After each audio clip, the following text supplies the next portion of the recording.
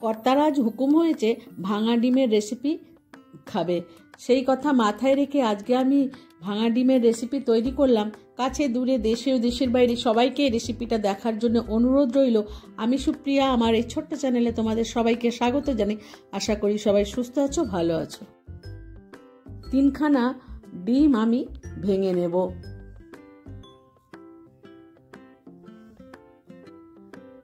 সামান্য নুন, সামান্য লঙ্কার গুঁড়ো, ঝাল লঙ্কার গুঁড়ো, গোলমরিচ গুঁড়ো, সামান্য একটু হলুদ দিয়ে ডিমটাকে ফেটিয়ে নেব।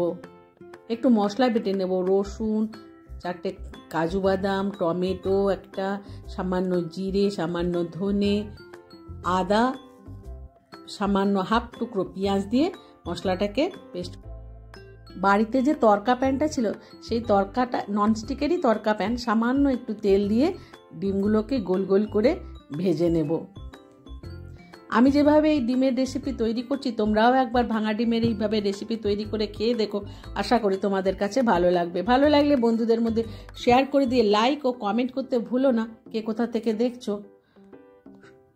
এইভাবে আমি ডিমগুলোকে ভেজে নেব। যারা নতুন বন্ধু আছো ইউটিউব থেকে দেখছো তারা আমার চ্যানেলটিকে সাবস্ক্রাইব করে নিও। ফেসবুক ও ইনস্টাগ্রাম থেকে দেখলে ফলো করে নিতে ভুলো না। সমস্ত ডিমগুলোই ভেজে নেব। এর ফাঁকে কর্তার অর্ডার হয়েছে একটু চা খাবে, চাও একটু বসিয়ে দিলাম। একটা বাটিতে সামান্য হলুদ, ঝাল লঙ্কার গুঁড়ো, কাশ্মীরি লঙ্কার গুঁড়ো, একটু জল দিয়ে গুলে নেব। চাটা হয়েছে, চাটা ছেঁকে নিয়ে আবার কড়াইটা বসিয়ে দিলাম। পরিমাণ মতো সর্ষের তেল দিয়ে জিরে, তেজপাতা, গোটা গরম মশলা ফোড়ন দিয়ে দেবো। ফোড়নটা আর মিষ্টি গন্ধ বেরিয়ে আসলে কুচনো পেঁয়াজ দিয়ে দেবো। পেঁয়াজটা এখানে হালকা বাদামি করে ভেজে নেব। স্বাদ মতো নুন দেব। আমাদের বাড়িতে আমরা নুনটা খুবই কম খাই কর্তা, সেই জন্য আমরা তরকারিতে খুব নুনটা কম দিই। তোমরা তোমাদের স্বাদ মতো দিয়ে দেবে। কিছুক্ষণ নেড়ে চেড়ে নেওয়ার পর সামান্য একটু কসুরি মেথি দিয়ে দিলাম। এরপর বেটে রাখা মশলা দিয়ে বেশ কিছুক্ষণ নেড়ে চেড়ে নেব। মিক্সির বাটি ধোয়া জলও একটু দিয়ে দেব।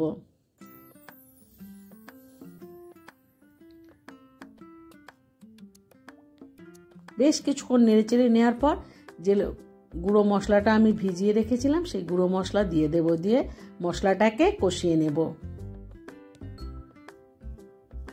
মশলাটা কষানো হয়ে গেছে, এরপর 1 কাপ আর সামান্য জল দিয়ে দেব।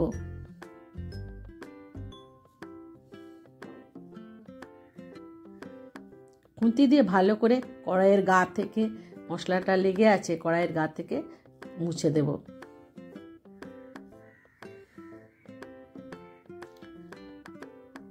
বেশ কিছুক্ষণ পর ঝোলটা ফুটে উঠেছে, ভেজে রাখা ডিমগুলো দিয়ে দেব।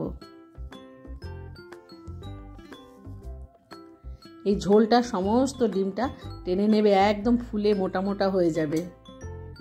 কিছুক্ষণ পর ঝোলটাও দেখো টেনে এসছে। গরম মশলা গুঁড়ো ছড়িয়ে দিয়ে বেশ ভালো করে খুন্তি দিয়ে মিশিয়ে নেব।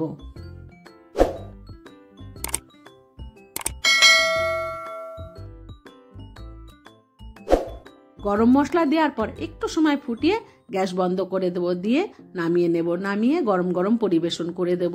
আমি যেভাবে ডিমের রেসিপিটা তৈরি করলাম তোমরাও আবার বাড়িতে তৈরি করে খেয়েও কিন্তু আশা করি তোমাদের কাছে ভালো লাগবে। সবাই সুস্থ থেকো, ভালো থেকো। পরবর্তী রেসিপি দেখার জন্য আমন্ত্রণ রইল। ধন্যবাদ।